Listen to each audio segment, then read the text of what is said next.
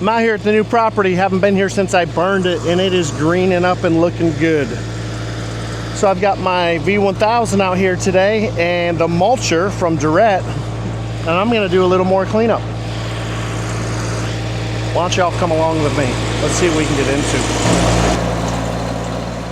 So this is the next video in my series on my new property called Digga Ranch. And this is a property that I purchased to run equipment on and test equipment because I have access to so many different machines.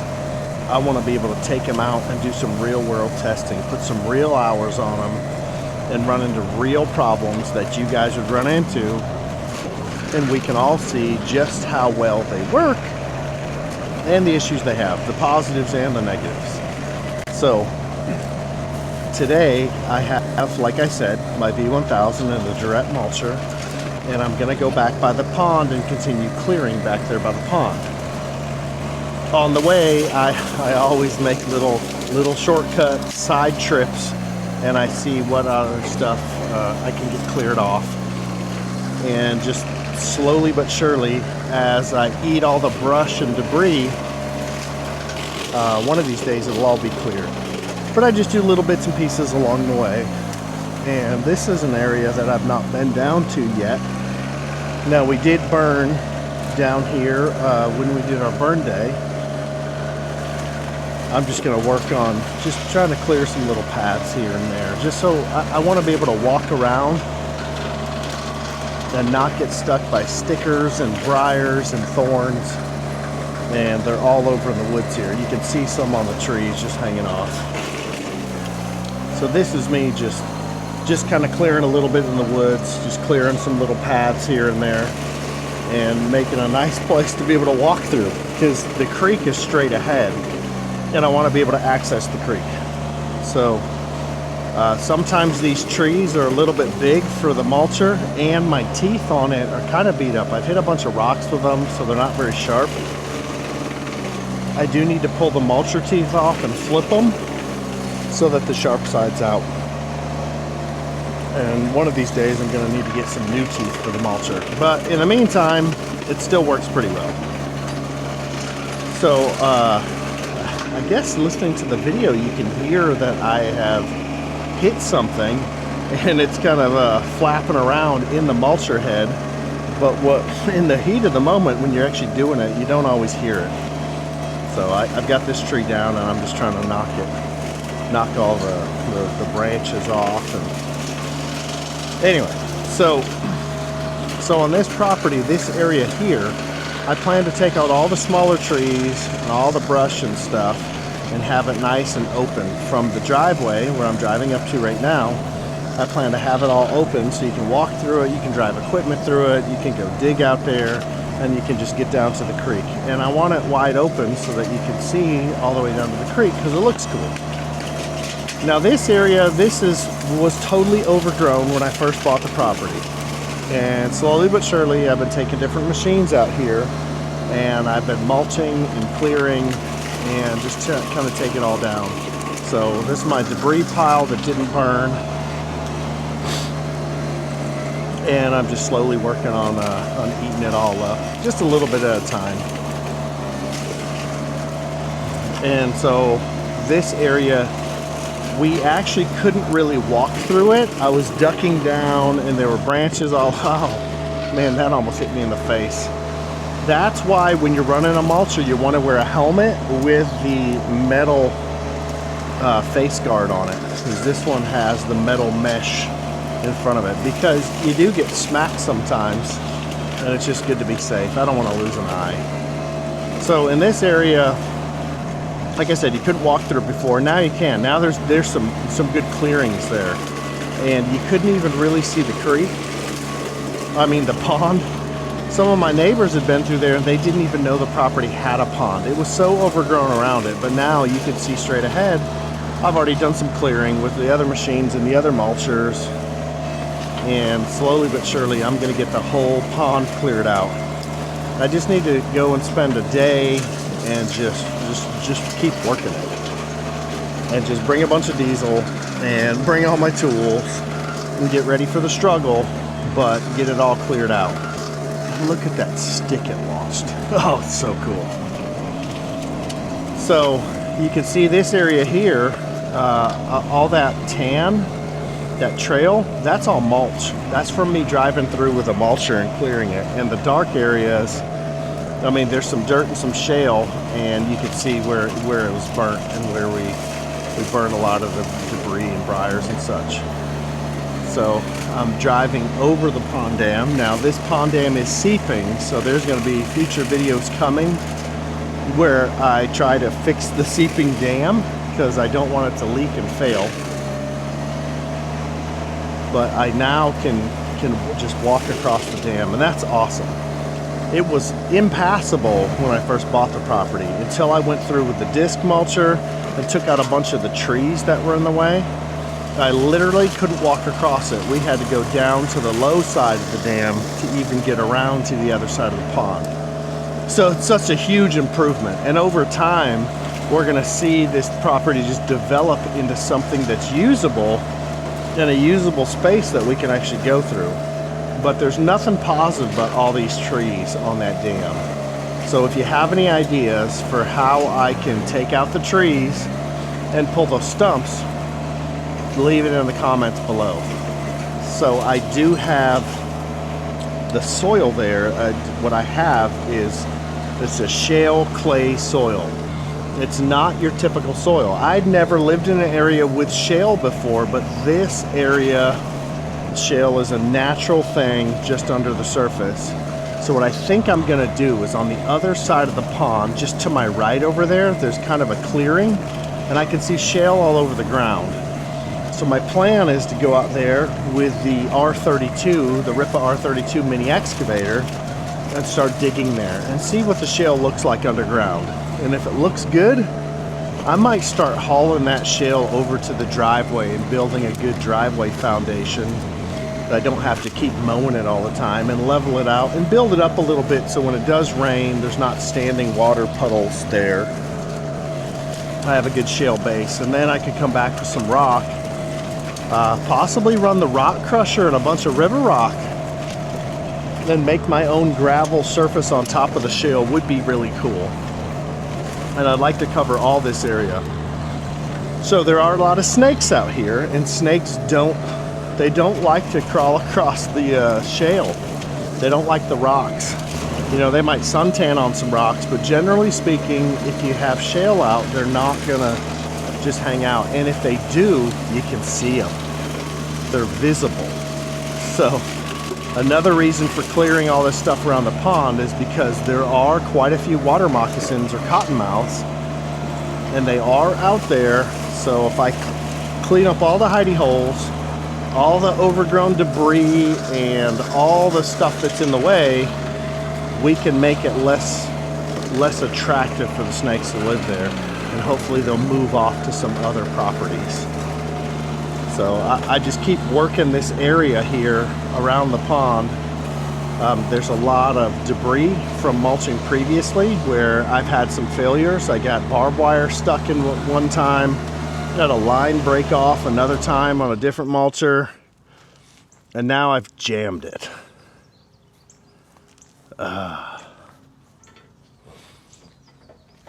So I didn't bring any tools with me back here. They're in my truck, and I've got to get this this jam out of here.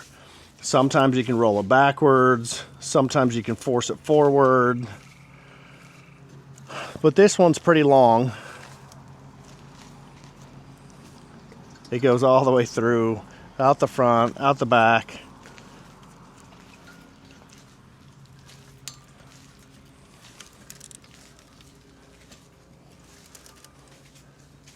Notice the ground. Notice all the mulch from all the trees I've mulched out there.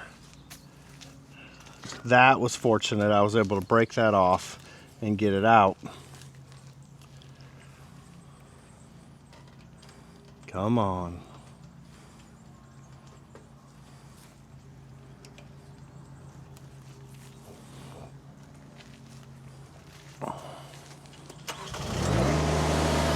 I think I got enough out that it'll spin. So driving over these logs is not really fun for the tracks. And another problem that I've created, I've caused this problem. I've taken out so many trees and I've just mulched them down to the ground. So there are little stumps all over the place out here. Every tree that I mulch and I take down, it leaves a little stump. So when you're on that soft dirt and the mulch and everything on top and you turn, sometimes I turn and the track catches on a stump and it wants to pull it off. So there are sometimes I hear it and I catch it trying to come off, and so I can just kind of turn the opposite way and push it back on. You turn, like say if it's coming off from the inside, coming off to the outside on the right hand side, I can turn to the left, which pushes the rear of the track right, and drive forward, and it'll force it back on. You'll hear a big pop. So I've done that a few times on various machines. I mean, I've lost the track now on 3 different machines in the same area, and I just don't want that to happen. So when you see me making turns out there, they're usually very deliberate and very slow and very controlled, because I just don't want to be putting tracks on all the time. What a pain. So this area, once we get it all cleared up, I do want to build a deck to hang out by the pond. It's really cool. Now in this area, I do have a bunch of trail cams up. I have cellular 360-degree live view cameras to set up out there too. That'll be coming in a future video. But I do have trail cameras, and we've seen all kinds of cool animals so far. Deer, raccoon, possum, armadillo. I wonder how much better this machine would do with this mulcher if I had sharp teeth on it and they weren't all dulled out. But it seems to be doing really well with just eating up the random debris that I keep hitting on the ground. Now the piles to the left, I'm making a pile there. I'm going to burn all that coming up soon. And we're just going to make a big bonfire right there and just burn all that debris. I got the R10 sitting over there with a new culvert. But I'm going to try to chop up as much of this stuff as I can, just to make it a little bit cleaner. And that big group of trees you see in front of me, I'm going to cut all that down. I might just chainsaw that stuff down. Chainsaw it down and either make some firewood or make a bigger burn pile. And just have that big open area there. That would be a really cool place to have a building. Just up top of the hill, and you can look down in the valley and see the creek. That would be so cool.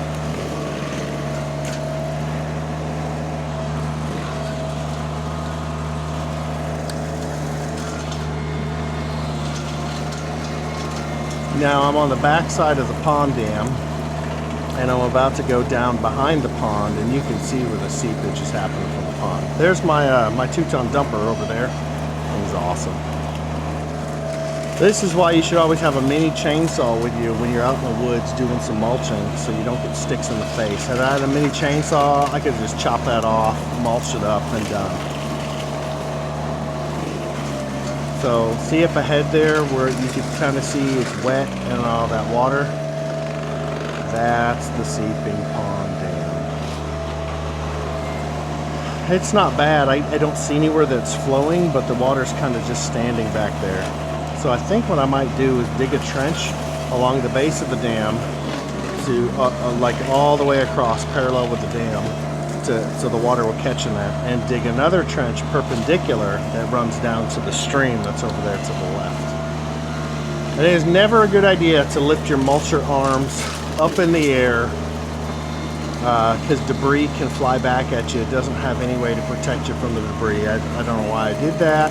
I should have had a mini chainsaw with me, and it certainly would have been smarter and safer. But this area here, I'm going to extend the driveway down where I've already built this whole driveway, because remember, this was all trees. Where I'm driving right here, this was all trees. So I'm going to extend that driveway down the hill behind the dam, and I want to bring the road around to the other side of the pond. And I think that would be awesome. But I've got to deal with the water from the seeping pond dam, because that's long term, that's not going to do me any good.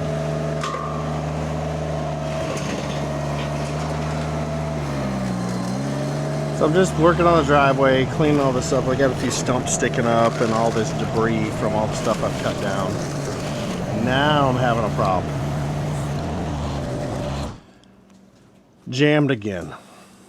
Dang it, man. And that's really stuck in there. It's not moving, so I'm just gonna bring it back to my truck where I've got tools, and I'm gonna get that thing unclogged. I've got my truck right up here by the road.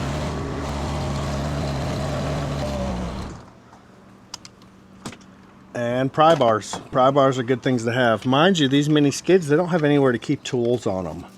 I mean, no good place. I really should have a toolbox or something that I can have on the machine with a few basic tools. Like this would be nice if I didn't have to drive back to the truck. But man, those boogers are stuck. So, remember I was saying mini chainsaw? Got my CC mini chainsaw, which is awesome. They sent it to me and I use that thing all the time. And that ought to be enough to be able to pry that out. There it goes. Yep. So, again, mini chainsaw for the win. If you don't have one of those, I recommend you get a mini chainsaw. It would be nice if I had a holster for a mini chainsaw. I see this YouTube channel I watch, Midlife Stockman. He has a holster for his, and he's got a wicked mini saw. I probably should invest in one of those coming up, and the holster. But that saw works really well, but it is a small saw, just a little 6-inch. So while I'm here, man, I'm just going to do some maintenance on this thing. I've been beating on it. I haven't maintained it in a little while.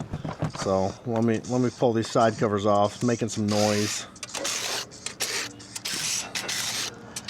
It's really easy to work on. So the side covers come off. There's a whole bunch of debris built up in there. I just clear out the debris, make sure it looks good. It's got a cover on both sides. So that's the tensioner for the belt. And then it's got a bunch of debris on the other side too. So I'm going to pull off that cover real quick. Get that debris cleared out. Now, I don't know if it really matters, but it's just better to keep your equipment, you know, clean and not full of crap and debris. And while I'm at it, I'm gonna grab my CC little battery grease gun, which I love. I've been using this for over a year, I think maybe even 2 years. And it is the only grease gun I use these days. I do have a manual one for a backup in case I ever need it, but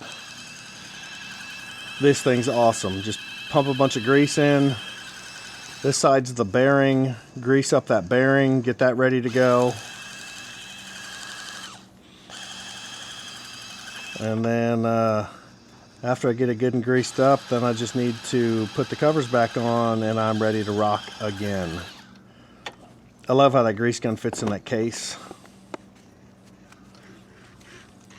Wonder why that belt's squeaking a little bit, making that noise. Leave in the comments what you think that is. So I'm not sure, is that belt wearing out or is that kind of a normal noise? There we go. I'm just gonna go visit my friends at the pond real quick. It's a 19X. Just saying hi to my water. You know. And that's my day. I'm gonna call it. Thanks for watching. Thanks for sticking around. A lot more to come on this property. Don't forget to like and subscribe.